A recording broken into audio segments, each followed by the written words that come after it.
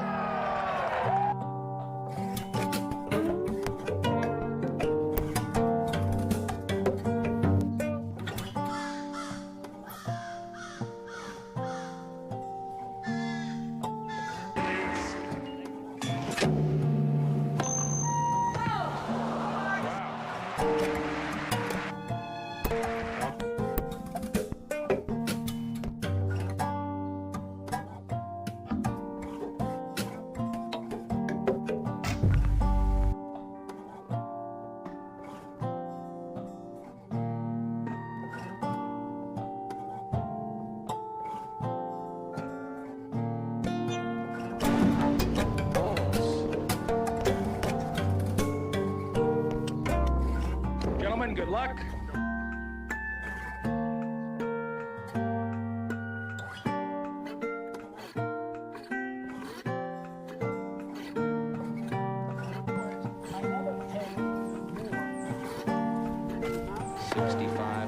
Because I just wanted, he kept calling me at night, all hours of the night, calling my husband, my brother, calling me every day. He's after me, and I was devastated. I was without a job, without a salary. I was trying to get unemployment, and I was told it first kicks in after a few weeks, and I was busy looking for another job, and I also have a heart condition, and I told him I have a heart condition. I said, here, take a few dollars. I'm sorry this happened to you, but just leave me alone. I'm not the person who deposited us money.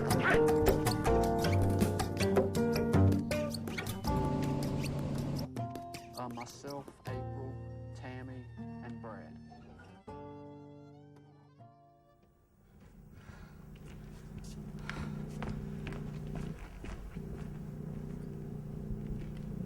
I've always considered myself fairly aware of my surroundings.